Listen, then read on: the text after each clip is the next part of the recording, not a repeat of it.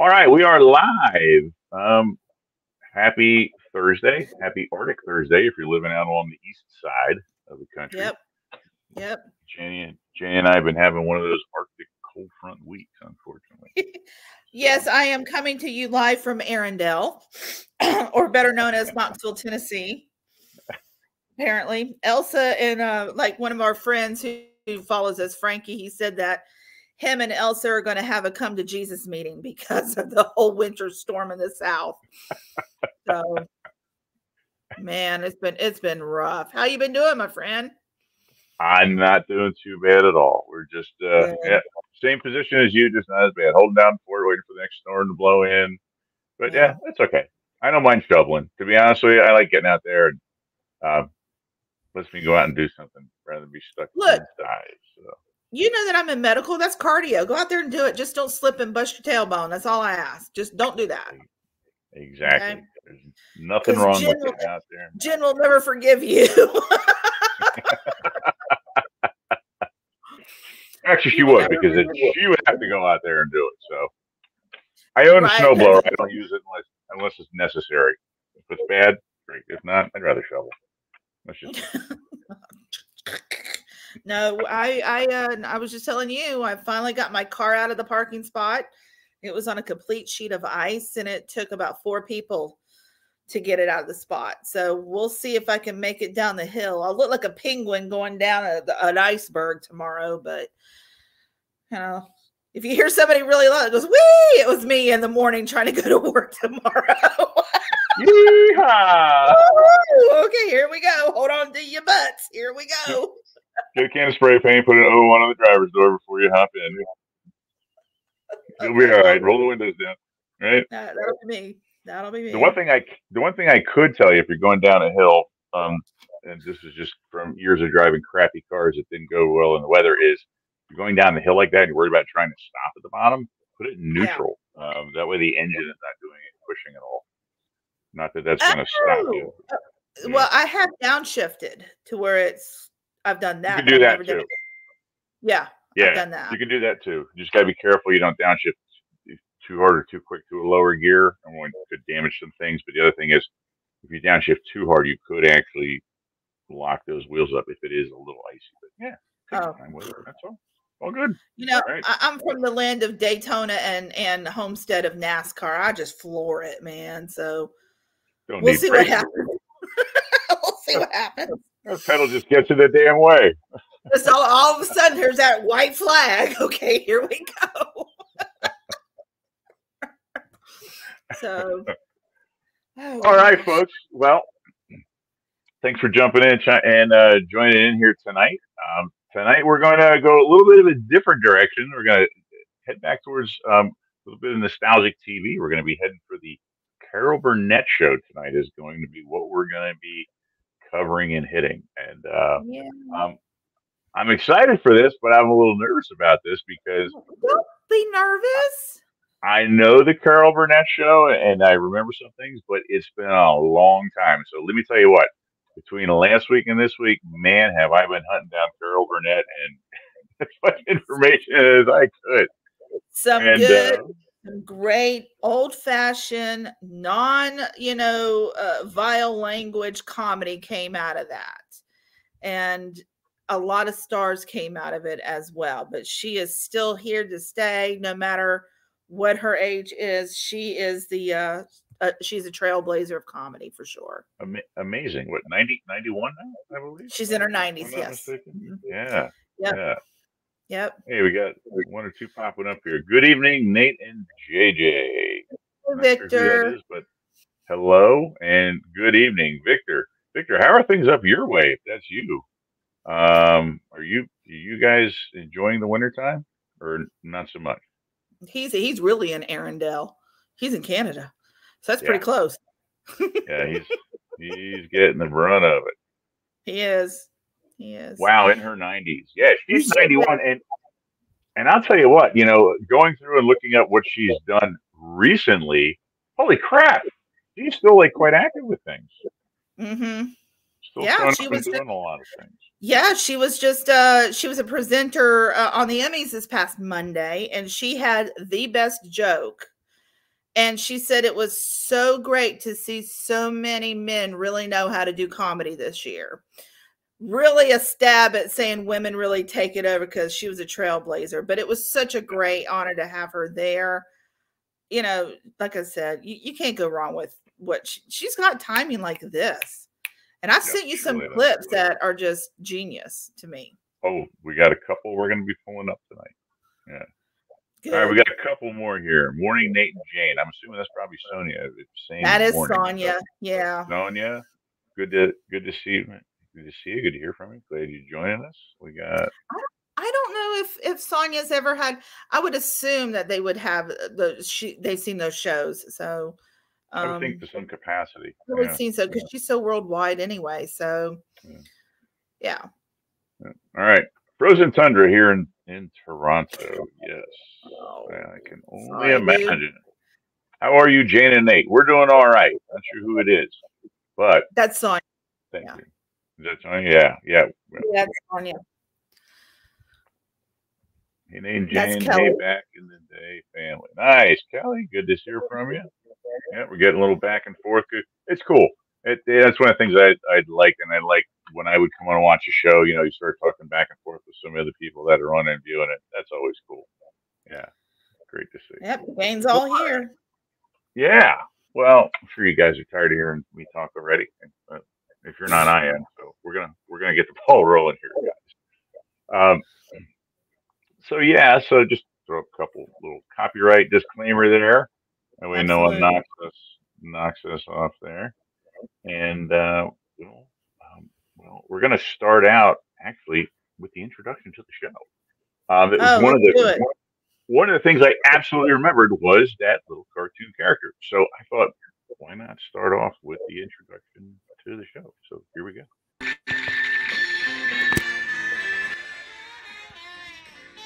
Aww.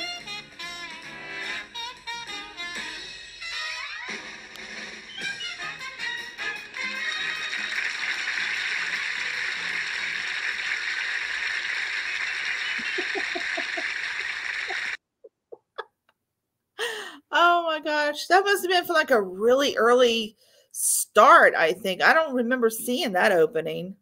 Yeah, that was one of the earlier ones. 67, I think, was the first 67. Year. If I'm not mistaken, yeah, and this was kind of where I grabbed this snapshot from. Yeah, this would have been really, really pretty early on. Yes, that's the one I remember. Mm-hmm. That's the one I remember, and it was so. I don't know. Every time I heard those first notes, I knew the show was on because my parents would watch it all the time. My grandparents would watch it all the time. So it was something that you can actually sit your kids down and enjoy as a family. Yes. Yeah. It wasn't Saturday Night Live. You had to run up and hide in the bedroom, hoping no one heard you turn the TV on, right? Yeah, exactly. Exactly. So, and there's the gang. And here's the original. Or most of the original cast, there was cast changes through the years, and they constantly had people revolving in and out. There were some people that definitely made a lot of comebacks. Some people would just make like a lot of cameo appearances, guest appearances, stuff of that nature. But most of these guys are the original lineup. Obviously, we've got Carol, Harvey, and Vicky, and Vicky was.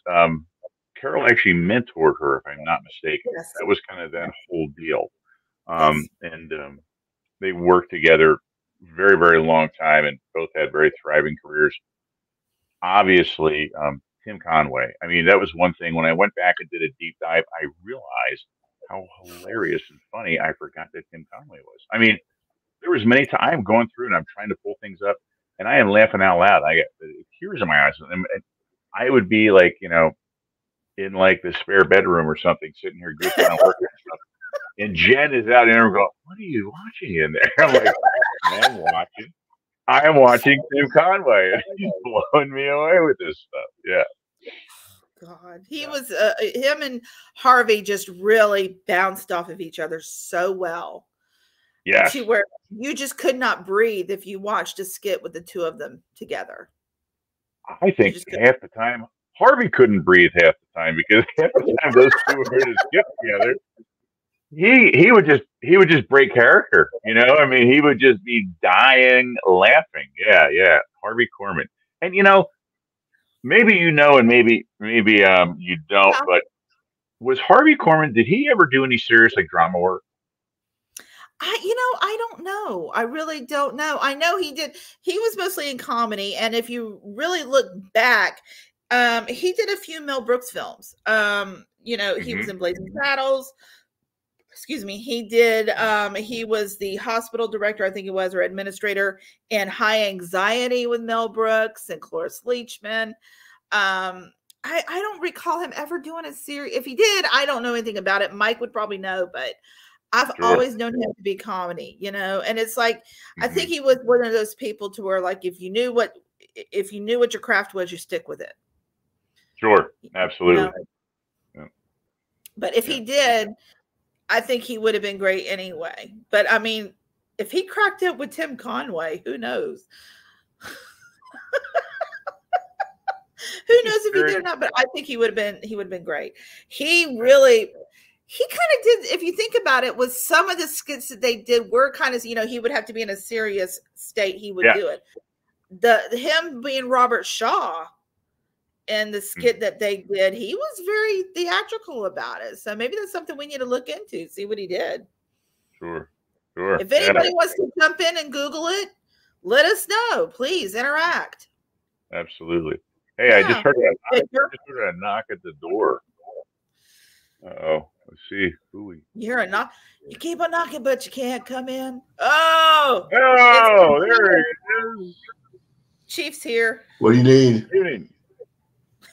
How are you? Let me throw up a comment or two. Good timing. Look at that. Where's Michael? There's Michael. He's right there. Michael's right there. Michael's here. Michael's feeling a little under the weather this evening. Oh, and there he went. See? You say it too many times and he goes away.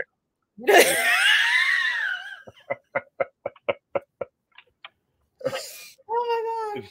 It's like the opposite of Candyman. We got Michael. You just keep hitting him like this and see if he goes down. He's like a groundhog. Yeah. Kelly says, "Hi, Mike. Bye, Mike." Yeah, we roll a couple of comments out here. Sorry, guys. Trying to stay on top. Saying lots of hugs and love to you guys. That's Sonia. Thank you, Sonia. Thank you very much. Always thinking about you. Absolutely. What else we got here? Vicki Lawrence had #1 song in 1973. The Night's Lights went out in Georgia. Both she and Carol had pretty extensive musical backgrounds, if I'm not mistaken. Yeah, yes, absolutely. Mike. Hi. How are you, buddy? I'm here. Oh, sweetie. I'm here. Yeah, surviving? Not too bad. Juanita's got it now. He got it from me, so. The gift that keeps on giving. Did you tell her that she doesn't have to do everything you do? She knows that.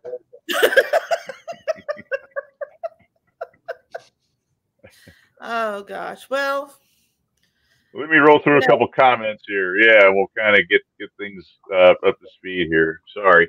We got Tim Conway had me in tears a bunch of times. Yeah. Yes, I definitely revisited that this past week. Yes, the laughter of Tim Conway is unstoppable. Yeah. Love that song. What else we got? That Georgia? Yeah, yeah. Great song. I always thought Carol and Vicki were sisters. They were not sisters.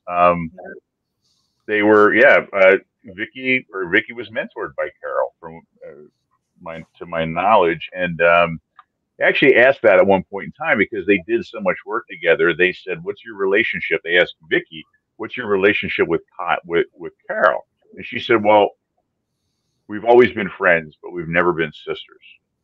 So you can kind of, I guess take from that what you get. So they've always been friends, and from what I understand, pretty good friends, but it's never been beyond that. It's not all business. Vicki Lawrence, when she was 17, wrote Carol Burnett a fan letter. and actually invited her to some kind of event she was doing at the school. But she noted in the letter that people always thought they were sisters, that they looked alike. Yeah. And it just happened to be a night that she was not doing anything. So Carol Burnett and her husband went to see her talent show. And so that's really how, yeah. But yeah, they do. I mean, they do resemble each other, big sister, little sister. So. True. And the whole kind of mentor thing too. Very similar, right? Yeah. Absolutely. All right. Throw Mike's facts up there. Mike, you're down, but you're not out, buddy. You got one. All right. Here you go. Yep. They were asking also earlier, Mike, if there was any, did Harvey Korman ever do any kind of drama film or TV or anything like that you know of? I don't, but. No, I mean, he kind of played, he did a couple movies with Tim Conway in the 70s, 80s, where he was kind of like, if they were Abbott and Costello, he was Abbott, he was the straight man. Okay. Yeah. But I think he does a great villain in Blazing Saddles.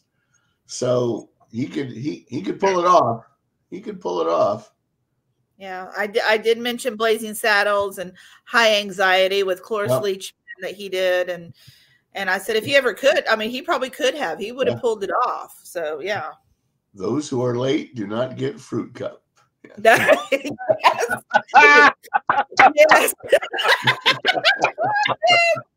That's a great quote right there. Oh man. He looks at her, he says, I'm just 2 minutes late.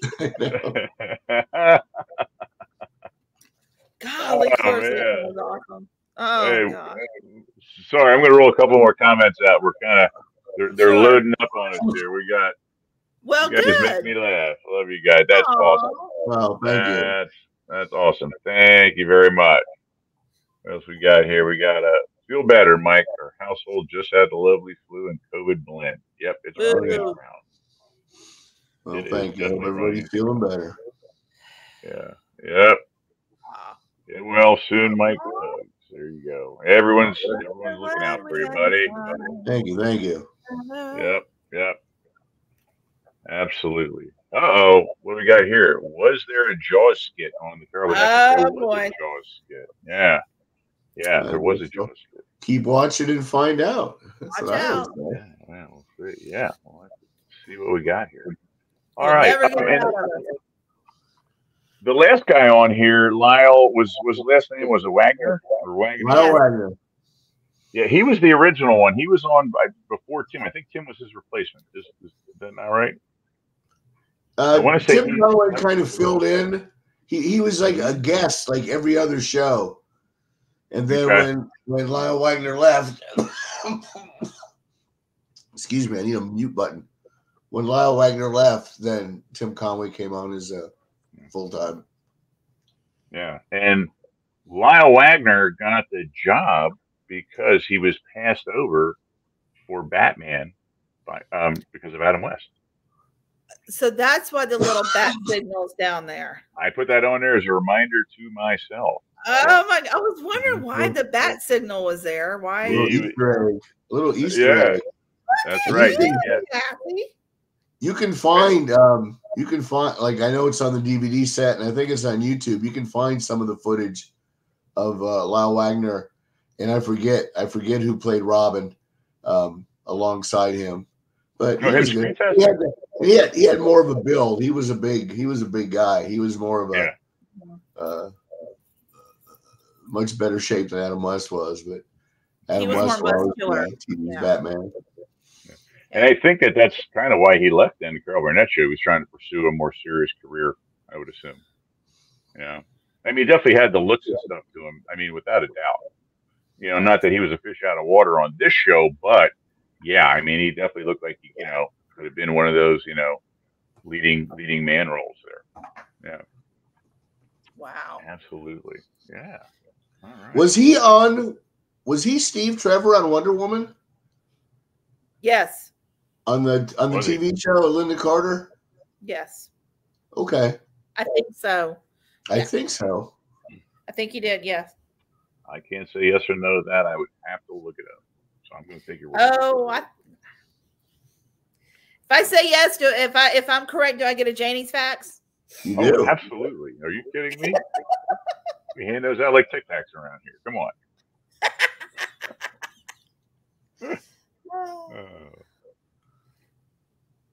All right. You can go ahead. Let me look it up for you guys. Okay. No problem. Linda Carter. And I love Linda Carter. She's still beautiful. Oh my gosh. So she had a place, I don't know if she still does, down at the shore in the general area where Jen spent a lot of time growing up. She had this beautiful home, enormous home, right on the beach. I can't remember if it's down around like Fenwick or if it was Bethany or up around like Rehoboth. I don't really remember, but yeah. I mean, always. I mean, even they showed her. It was the clip of her when she was in the new Wonder Woman movie, and you're like, dear God, it's like she's aged 3 years since she was Wonder Woman. I mean, yeah. Wonder Woman from 1976 to 1979, and yes, he did play Steve Trevor. Aha, there we go. All right. Mike's facts for knowing his name was Steve Trevor. Yeah, so we both yeah, we're all over it, man. You guys are gonna have to arm wrestle for that one. I'm sorry. Let me just turn like Linda Carter and see what happens now. Yeah, spin. Spin around. Oh yeah, absolutely. Knock stuff over, Okay. All right. I don't know. The calls are in. Someone's calling out Mike's facts here. I'm not getting in the middle of that one. So. All right, fine. That's fine. He started it. That's fine. But I agree. Wait a second. Oh, we've got a rebuttal here. Okay. There you go. All right. Question: how long did the Carol Burnett Show last on CBS? I think 11 seasons, if I'm not mistaken. I'm going to say it was 11. Yeah, I think that sounds about right. And I see another redhead in these little photos right here. Yeah, so it's one of the things. I started to kind of deep dive again because it's been so long since I really, really thought about this, and looked into it. But she had some really, really close friends that were very big in the business, music business, acting business. One of which happened to be Lucy. They were extremely good friends, and they would often guest appear on each other's show. Yes. I mean, that's how close and tight they were. And little known fact to me, Lucille Ball died. The day that she passed away, it was on Carol Burnett's birthday. Oh, really? Wow. Yeah. I thought that was I was like, ooh, man, that's a bit of maybe a hard pill to swallow, perhaps. Yeah. Wanted to say there. And they both were redheads. And I know that Lucy had the same hair color. She never changed it. Henna. Oh, really? I think she came up with that color, I think. And so she knew what she wanted. Even from the days of I Love Lucy. So, and she never changed the number. She never, that was her signature red. Right. Hey, Janie's fact number 2. We got it wrong. Well, Carol was in got her break on Broadway in a show called Once Upon a Mattress. Mm-hmm. And I don't know if I'm repeating anything you guys were talking about, but Lucy came backstage and after one of the shows and told her, she was great, and if you ever need me for anything, you give me a call. And CBS asked Carol Burnett to do a special, and they said, well, could you get someone to do it with you? And the first person she called was Lucy, and Lucy showed up. So because they were both at CBS Studios, were they not, for the show? Yeah. Yes. Yeah, they were both at CBS. And Carol Burnett was involved in a couple things, show related, but also musically. Was pretty tied in before this, from what I understand. I mean, I know that she did some music afterwards, but I understand from what I believe is a good bit of a background prior to this. Musical theater is where she got her start. Yeah, very cool. Well, all right. So I thought we would slide into maybe some fun clips to take a look at. What do you guys think? Oh yeah, anything. Go Yeah. for it. All right. We'll come back to that guy. Yeah, I thought we tried to pull some clips that were, I guess, bigger, more kind of iconic clips. I tried to knock them down because a lot of these are like 8, 9, 10 minutes long. I tried to find a segment that was perhaps no more than 2 minutes, had some good spots to it. So we'll roll a couple out here. I'll start off with maybe like a short one, and this was one of Tim Conway's characters called the Old Man. You guys remember the Old Man? Yes. All right. I pulled up the Old Man, the clock repairman. Old Man. So here we go. Clock. Oh, we've had it in the family for years. You can see that, yeah. Just see that. Right? It says on their family. Now let's see what we got here. Well, you want to turn your face and cough?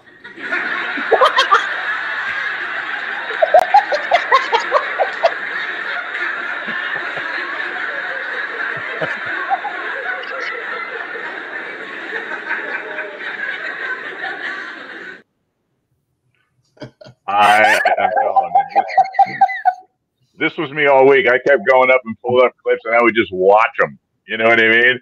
And I was belly laughing. I was telling Janie earlier. Jen would be from the other room going, "What are you doing in there?" You know.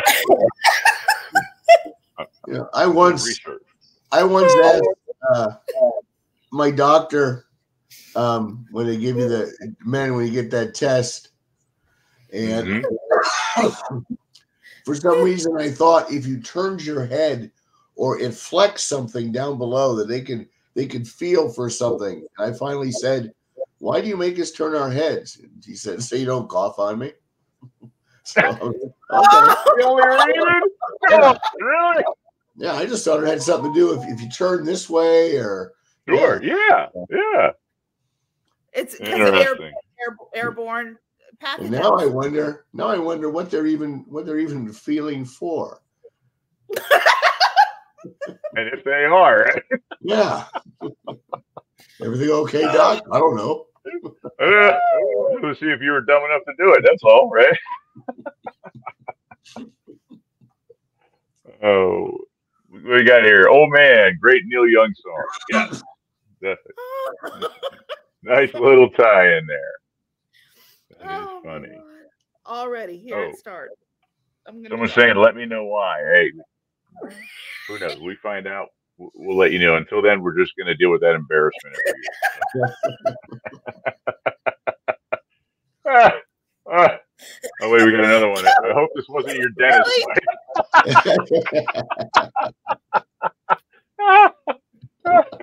Oh, you know what? I don't know who said that, but that was perfect segue because the next clip we're going to watch is going to be the dentist clip. It's Kelly Devlin. Oh my gosh, Kelly, perfect. It was like I sent you a note or something. I am going to play dentist clip. And this one, I lost it on this one. So here we go. The dentist. Yeah. Okay, Novocaine. Here we are, Novocaine. Take a firm hold of the hypodermic needle. Right.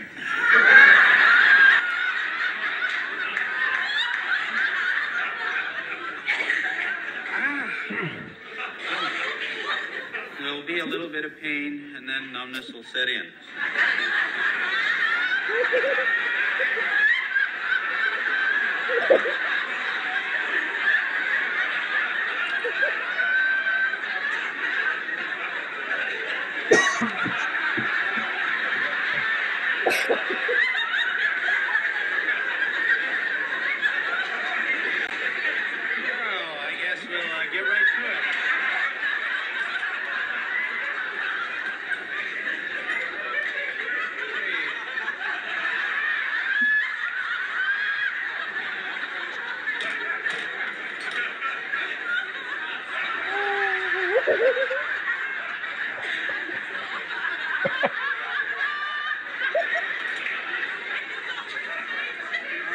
I'll just give you a little shot here.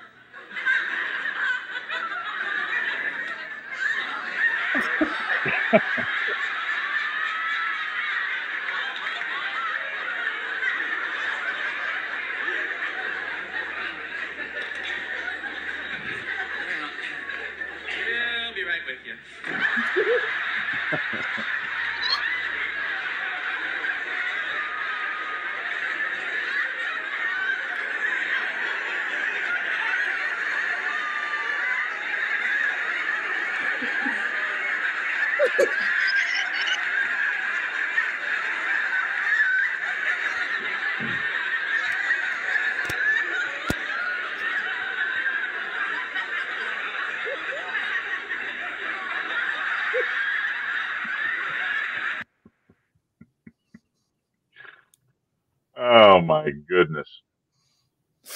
Unbelievable. Isn't it? I mean, just and Harvey Korman just trying his best to keep a straight face.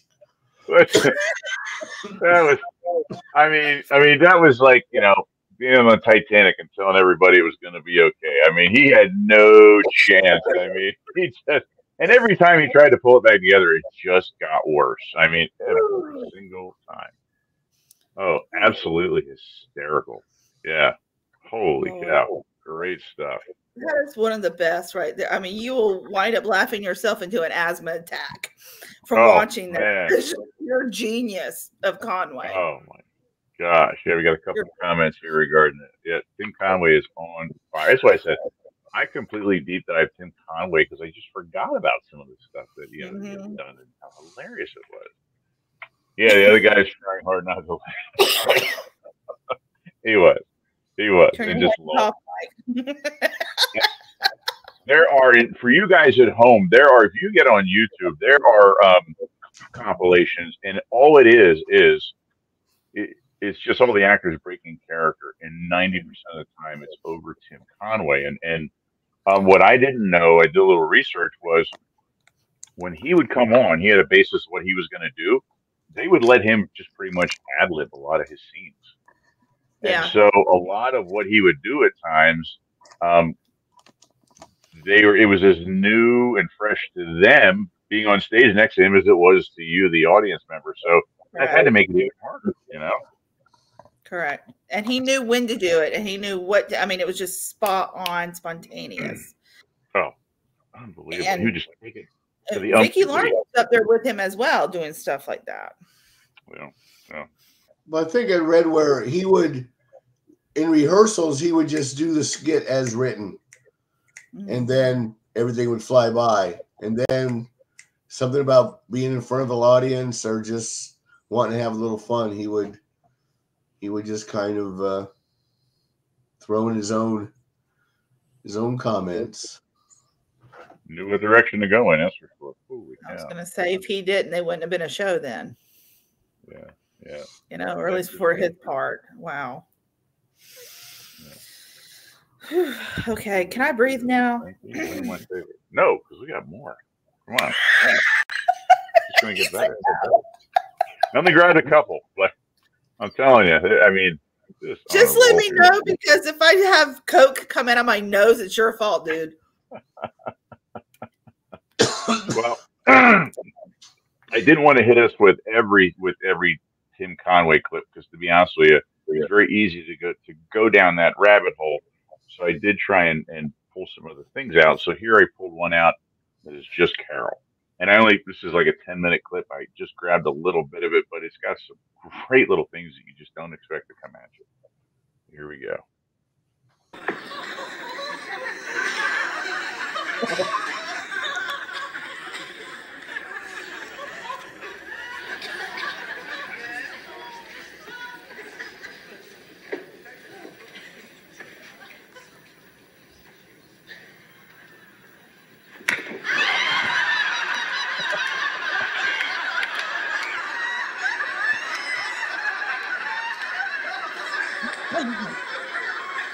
Complete physical quality.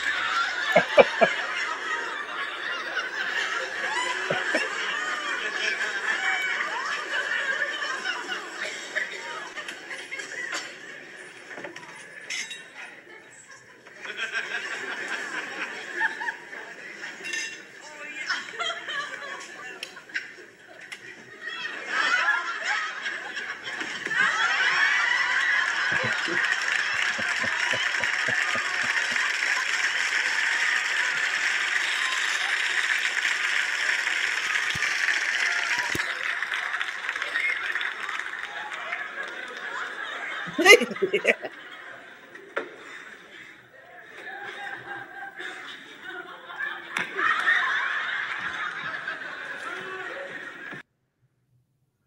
And it just goes on and on. It's like a 10-minute clip, and it's just I don't remember ever seeing that. That's it was like Truth in Advertising, maybe Imperial Margarine and Thank the you. Doves, You and yeah. Imperial Margarine. Yep.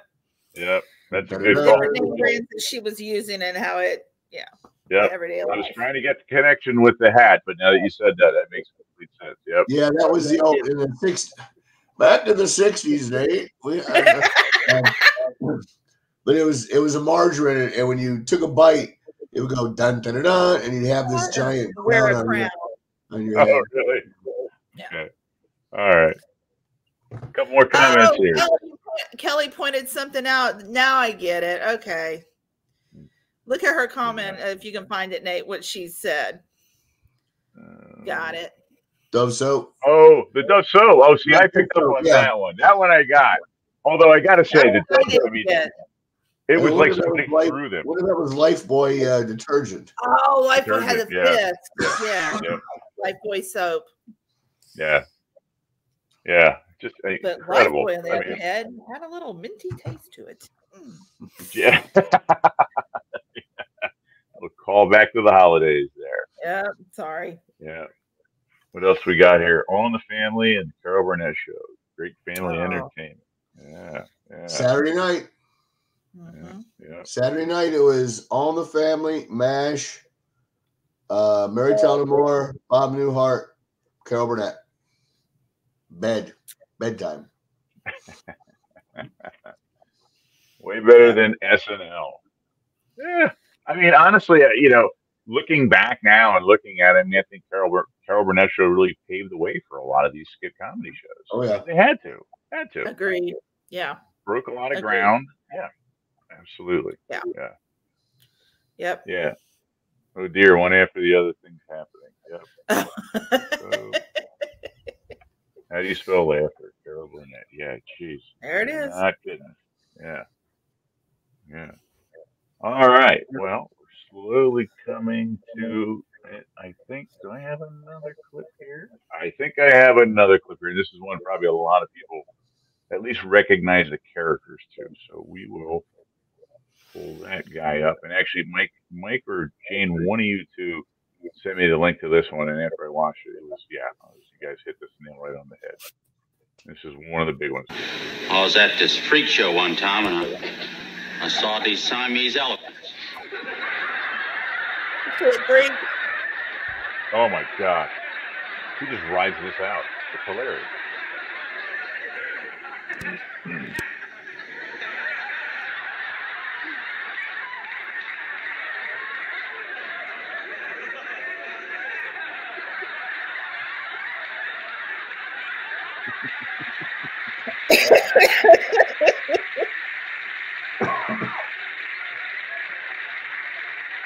That's Dick Van Dyke on the end, isn't it? Yes.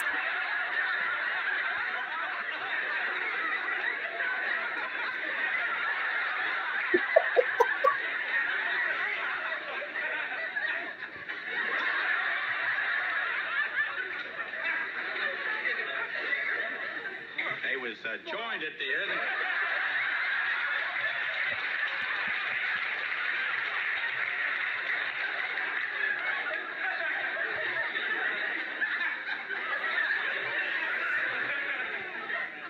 Joined at the end of their trunks like that. And this trainer make them stand up on their back feet like that, and they had their trunks stretched like that. Then this little monkey had come out.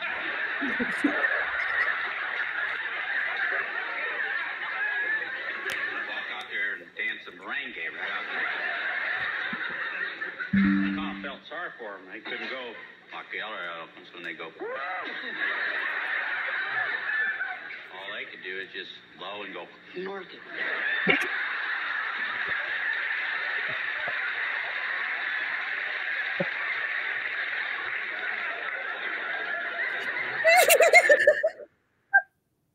where in his mind he came up with that sound, but when he makes that sound, he goes, "Roar."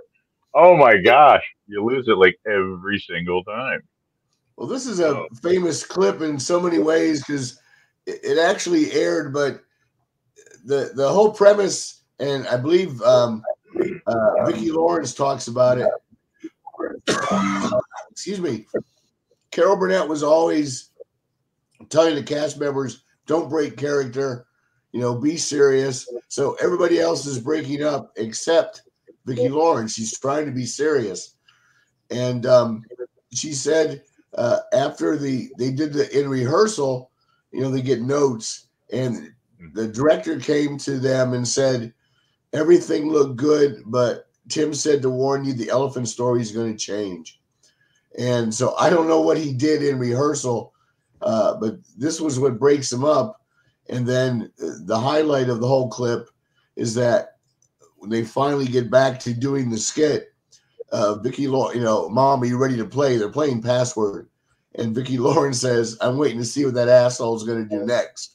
And that's what breaks him up. Dick Van Dyke falls off the couch. Tim Conway falls on the floor. Yeah.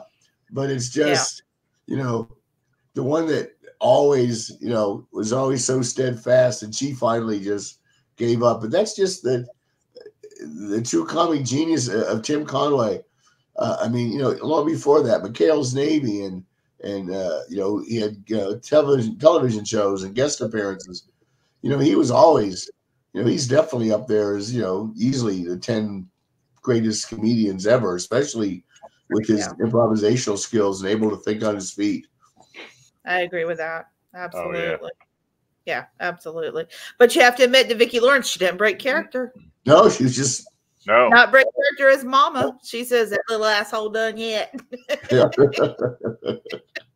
I was watching a couple of interviews, and she said that oftentimes when she would play, when they would do that, where she would play Mama, and Carol Burnett would play, was it Eunice or whatever? Eunice, yeah. She would often sit there and bite her finger, and she said, I often look like this, and people thought I was like kind of disgust. She said I was biting my own finger so I wouldn't break character. She said that was what I would do, because Tim Conway was always throwing things at me. I had no idea what was coming out of his mouth or what he was doing, and she said it was the only way I could keep it together. Yeah. Wow. Unbelievable. Absolutely incredible. When I first moved here to Tennessee, I worked at the endoscopy center, there was a lady in the processing room who would come and get all the utensils and everything that we would use for procedures. And she looked exactly, and she's still alive today, her name's Brenda, looks exactly like Vicki Lawrence's mama. Mm-hmm. I mean, the hair, no kidding. No kidding. So she would go around and call me Flossie all the time because I would call her Mama. Well, and that show went on for a long time. I mean, how many seasons was Mama's Family around? Yeah, long time. Yeah, many seasons. I mean, obviously, they weren't all the same, playing characters, but I mean, that was on for a long time. Vicki Lawrence was here as Mama at the last fan thing that I went to this summer. So she was there, and I really regret not going to get an autograph because you saw her. You saw her as Vicki, beautiful as can be, fiery red hair still, but she would get in costume as Mama to have pictures made. Oh wow, that's awesome. I wish I'd done it. Yeah, that's cool because I'm sure over time she kind of got a little on it too. But it's cool she still does that for the fans. Yeah, that's very neat. I think that says a lot about some of the people that do that. 20, 30, 40 years later, we're still willing to do that. And I'm sure that's what they're doing it for. Yeah. Correct. A couple more comments. Oh my God, my favorite. In tears every time. Yeah. And here's a question, and I don't know the answer to. Did Carol write her own skits? I don't know. I'm sure she had input, but she had there were writers. A lot of great writers. The show had writers. Right? Yeah. What else we got? Plus, did Tim Conway ever have his own sitcom? He actually had a show before he was on the Carol Burnett Show. It was like the Tim Conway Show from like 1970, I think, until, I don't know, 74, 73, something like that. Before that, which I wasn't aware of. I had to kind of do a little deep dive. And I mean, I don't know if he had one after that or not. I mean, I would be surprised, but I couldn't answer that accurately. Yeah. The one I remember, of course, most of all is McHale's Navy. Mm-hmm. Right. That was prior. Yeah. Mm-hmm. Take a look here. I always try and get a couple notes down to kind of help me along. But and he would do yeah. some nighttime shows too, late time shows, probably like with Carson, or he would be guest on there, I think. Mm-hmm. Yeah. I don't have any of that down. Yeah, I mentioned McHale's Navy. And then of course the more popular stuff, I mean, he was Dorf everything, Dorf Golf, Dorf, I mean, you name it. He wrote that out. He did tons of films with Don Knotts over the years. Private Eyes with Don Knotts. That was one I always liked to watch. And what it was, the Sugar Hill Dumpling Gang, wasn't that Don Knotts? The Apple Dumpling Gang. Apple Dumpling Gang. Sugar Hill. I'm mixing 80s wrap up with movies. So. No, honey, they didn't rap back then. No, honey, no. No. I'm gonna need facts for that. Come on. It was the Apple Dumpling Gang, and then they did another one called the Apple Dumpling Gang Rides Again. Rides Again. So they were both for Disney. Yeah. Yeah. And then they went into a rapping career. Okay, so yeah. I didn't realize he was the voice for Barnacle Boy on SpongeBob. Mm-hmm. With, I didn't know that. Ernest Borgnine. Yeah, I did not. McHale's Navy. McHale's Navy re-team. Did not know that. Oh. Mm-hmm. We got another JJ's facts for anyone who's keeping track. I know who's keeping track. I'm kind of going through to see all the writers on the show to see who contributed to. Tim Conway contributed to 31 episodes. Wow. Rudy DeLuca, who did a lot of work with Mel Brooks. Speaking of high anxiety, he's the guy with I could kill him. You want me to kill him? I'd be glad to kill him. That's Rudy DeLuca. He wrote 73 episodes. I mean, they had some very good, well-known comedians and writers went on to other stuff, but. And that was interesting. I know it's more common now where, they'll let some of the people on the show take a shot at an episode. I've always been a big fan of The Office, and that's one thing they often did. A lot of the actors on The Office would take and do like their own episodes, and they would gain accolades for that. I didn't realize that early on, especially, big corporates like CBS, that they would really even take those type of chances. But I guess, when you're dealing with that kind of talent, why would you say no? I think Lucille Ball kind of opened that door open because she would write with her writers as well. Her and Desi would go through there and kind of say, hey, well, we like this. No, we want to do it this way. So she kind of contributed with that as well. So she kind of paved that way. She knew what was funny and how to do it in her brain. Yeah. Oscar-winning filmmaker Barry Levinson. No. 73 episodes. Back to high anxiety. Barry Levinson is the guy with the newspaper. Here's your paper. Here's your paper. No, that's him? Yes. That is my favorite part of that whole movie. Gail Perrant, who wrote Sheila Levine's Dead Living in New York. She did 134 episodes. Wow. So they're really good. Wow. Pat Proft, who might be watching this show because he has popped on before. He is a writer. He's done like Hot Shots and other films. Pat Proft worked on the show in 1976. Well, if I'd known, I'd have invited him to join us. We wish we would have known that. We would have asked him. Yeah, Bob Stiller, Larry Siegel. I love Hank.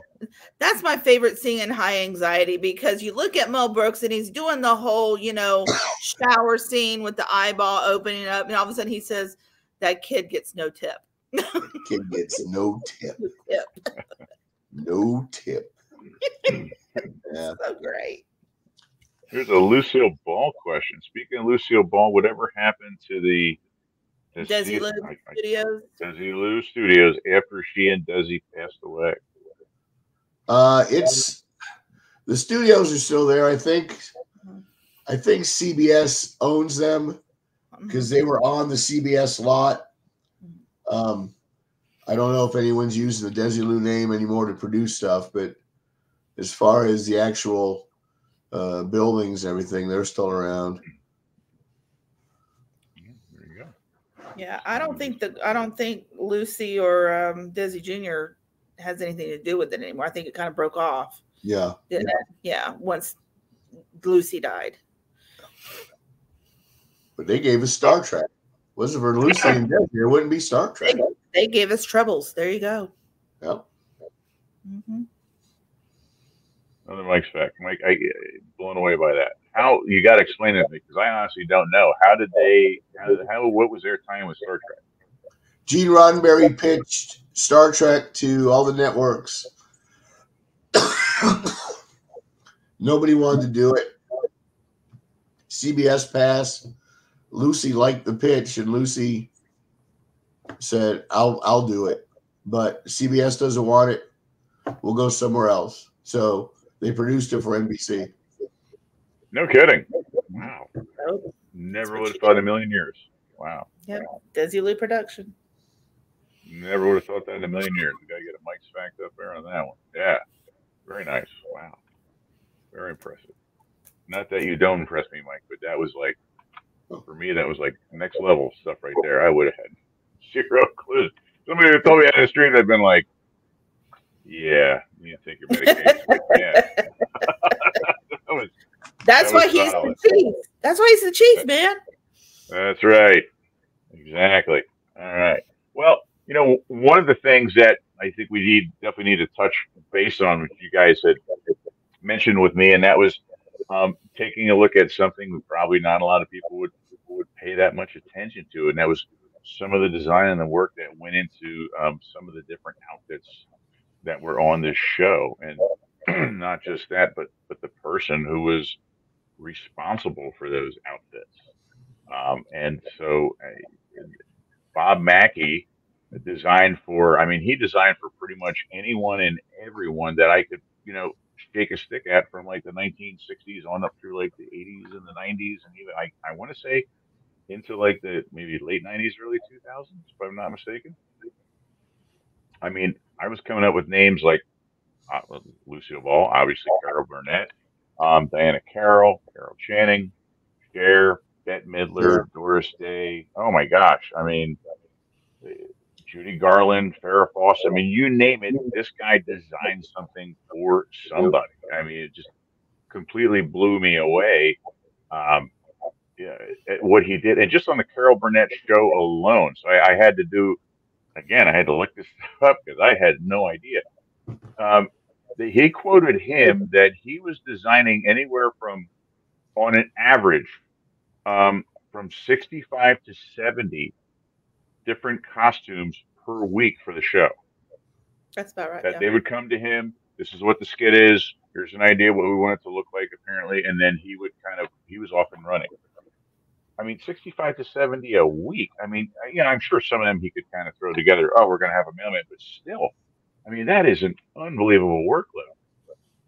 Mm-hmm. Unbelievable. And some of these have become so iconic. They've been auctioned off, and they're extremely famous. And honestly, there was things I wasn't really aware of. Apparently, the one in the bottom left-hand corner, which was a takeoff on parody on Gone with the Wind. That's Went with the Wind. Yep. Yeah. That sold for, I don't know, it was like $500,000, $750,000. Yeah. That's unbelievable. And there's a Barbie, and there's a Carol Burnett Barbie doll with that costume. Oh, that's cool. Is there really? Yes. Wow. Yeah. Get out. Very limited. I want to say it came out 15 years ago. Because I got my sister the Barbie doll of Tippi Hedren from the Birds. Wow. So they were doing a lot of, Hollywood, and that the costume, the Scarlett O'Hara costume, is one of them in Barbie. Very nice. Little something she saw in the window. Just had to have it. Just had to have it. Yeah. But yes, he did a very good Clark Gable and Rhett Butler in that in that skit. Yeah, they didn't chintz. I mean, I'm guessing the costume budget for this show and Sonny and Cher. I mean, Bob Mackie was a name that at 12 years old, if they asked me name a clothing designer, I would have said Bob Mackie. Bob Mackie. I mean, he was that much of a household name in the late 60s, early 70s.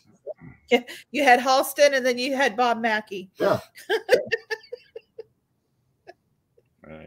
Yeah. They asked him if he had to estimate how many costumes he did just for that show. He said it would ballpark at around 17,000. Good God! I mean, unbelievable. Wow. You know? I mean, after like season 4, I'd be like, "Can't you reuse some of these? Can we mix a couple up? Might add some variety to the skit, right?" Exactly. You got Norma Desmond up there in the corner too. Mm-hmm. That was a good skit. Yeah, some pretty famous characters up there. Obviously, bottom middle where that's Cher. It's I just want to point that out. He did a lot of work for Cher on top of obviously a lot of other people as well. I think that he even did one of Cher's concerts, like designed some of his costumes for her concerts one time. He did, yeah, he did quite a bit with her, and they did show a couple of her more famous ones that she did for live shows, so I wouldn't doubt it. I mean, you would think if you had someone like that, chances are, especially with performances like that, it's not just Cher coming out, there's other people out on the stage performing. You know, you don't want, I mean, obviously you want them to know that it's her above everyone else, but you would think you want some type of consistency amongst the performers there as well. Yeah. Wow, look at that. Genius at hand. Absolutely. So as we kind of start to kind of wrap things up and kind of wind things down, I thought we'd kind of take a look at some other shows that Carol Burnett herself really was a part of. And, you know, I wanted to get like a running list, say from beginning to end.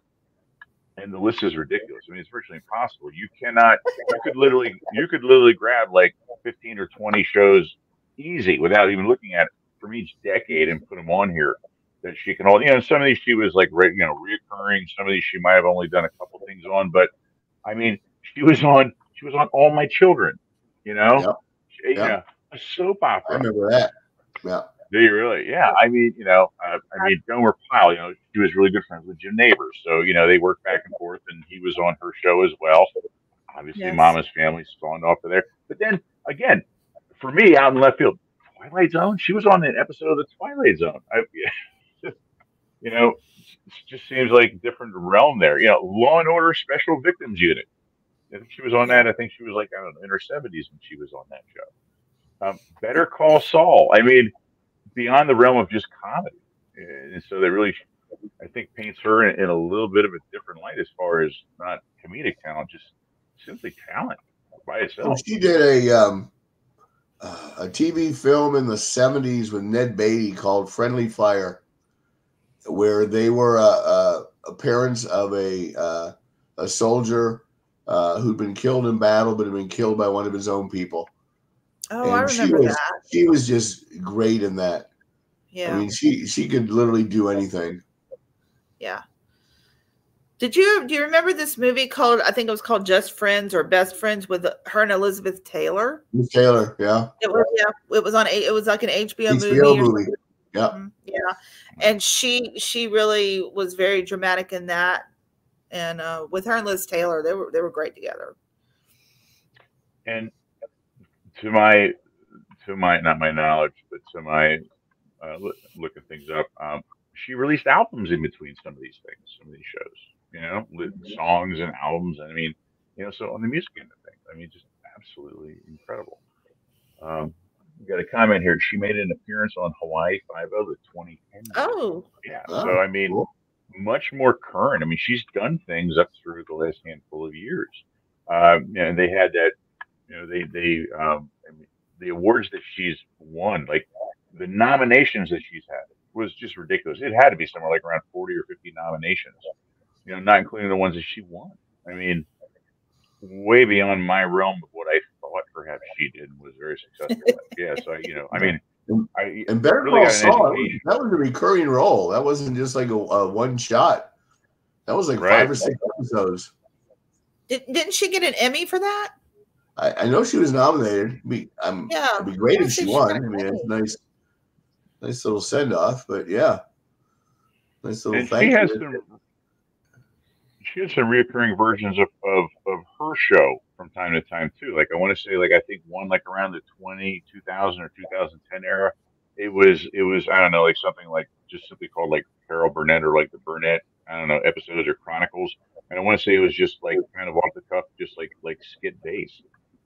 You know, so it was, you know, a little bit of bringing a little bit of that back, maybe not as corporate, maybe a little bit more HubSpot. But yeah, we got here. I hope she won a Grammy Award for Best Comedy Album. You know, you'd have to look up the number of accolades she has. Just I don't know if she ever did a true comedy album, like a stand-up. That I can remember.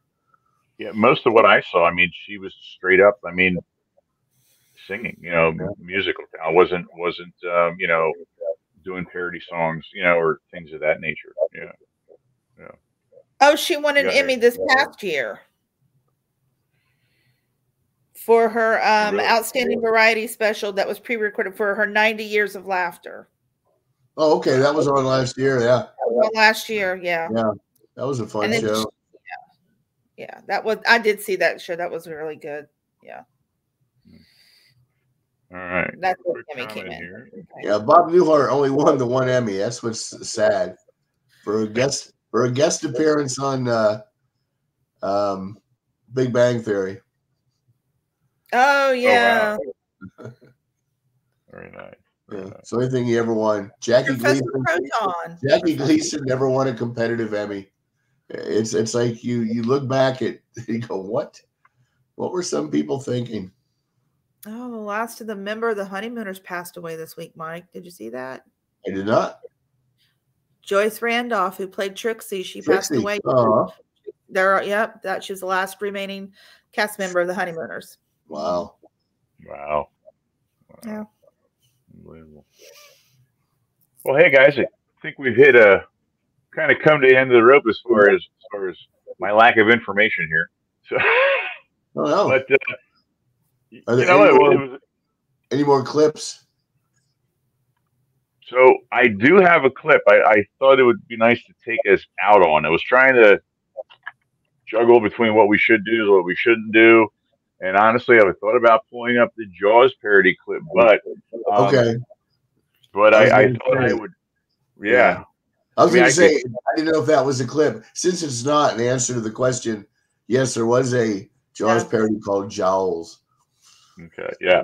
Yes. I can pull that one up, but I thought it'd be a great time to end the show by actually having her last onstage live, skit, if you want to say, to kind of ending the 11 years or 11 seasons of that show. I was going to let that take us out. So I was going to let you guys, you guys can hang out. You guys can hang it up, call it a night. I'm going to hold steady. I'm going to ride this one out. You guys at home, we're going to say our goodbyes now. I'm going to pull up this last skit. It's a couple minutes, but it is a great way to ride this out. Don't forget the ear. If anybody doesn't know anything about the ear, do you know what the ear means? I do not. You do not? Yeah. I know Mike does. Do you want to tell or do you want me to tell? Go ahead. Okay, so every time she was raised by her grandmother, so every time her grandmother would watch her on a show, she would say, say something to me. She goes, well, Nanny, I really can't because I'm doing a show. But if she did this, that was basically telling, hi, Nanny, I love you, good night. So that was her own message to her grandmother when she was living, watching her on the show. And ever since she passed away, she always did that. So that's our good nights for today. That's for everybody. We love you. Thank you for joining us. There you go. Thank you very much, folks. You guys over here in the East Coast or even in the Midwest, stay warm. Yeah. Stay Stay safe. hydrated. Feel better. Mike. Yes. Yes. And the snow will melt. Don't worry about that. Yes. You got to give it long enough. All right, guys. And what is this song? Glad we had this time together. Just to have a laugh or sing a song. Seems to just get started, and before you know it, comes the time we gotta say so long. Have a great weekend, everybody. Take care, guys. Here we go. We're gonna roll this one out. Pull this guy up here. Wonderful. Sound like Laura Bacall trying to sing. All right. Roll it out nice and easy here tonight, guys. Good night, Eunice.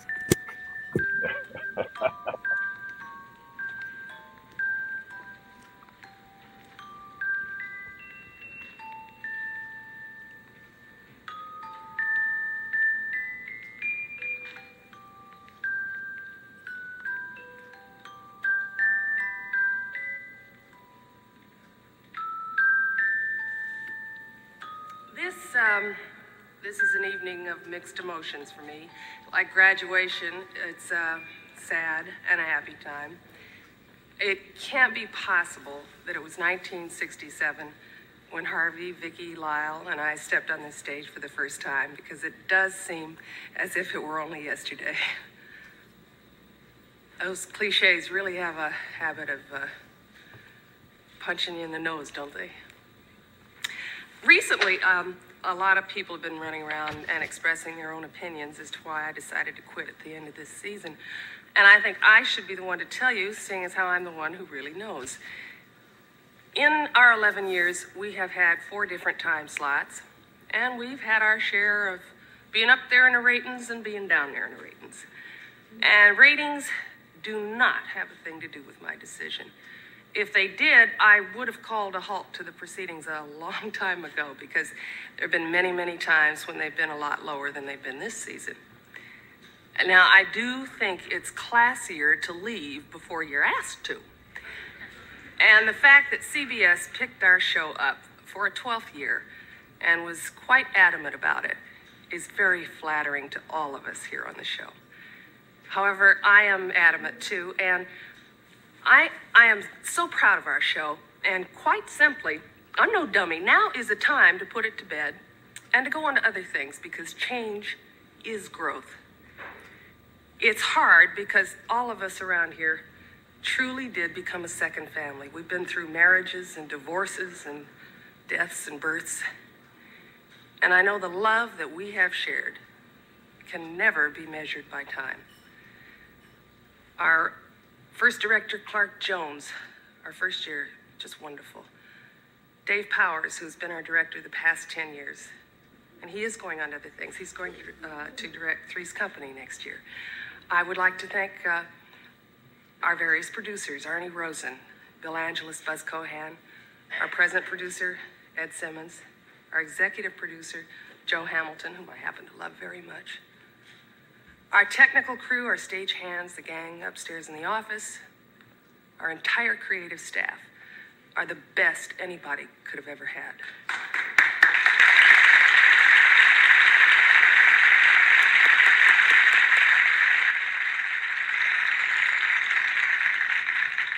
I know they know all of the love and admiration I have for each and every one of them.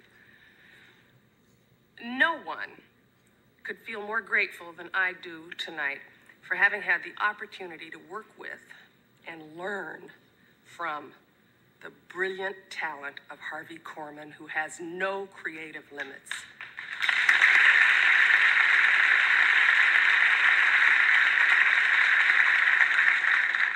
And we have all watched Vicki Lawrence blossom and grow from a green kid just out of Inglewood High into one of the finest young character actresses and comedians in the industry. I am so proud.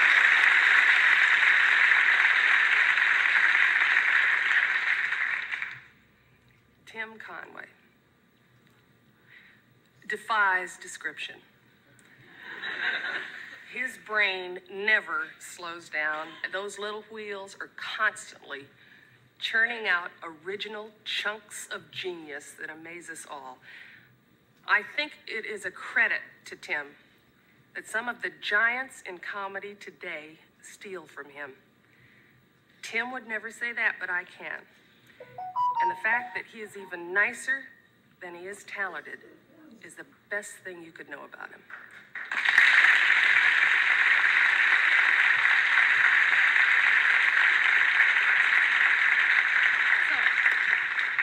So, behalf of all of us, I want to thank you here tonight and all of you who have been watching us for making these years possible. You brought us together. I'll make it, huh? We're done. This is the end. There's a thing of Carol Burnett. You want soup or what?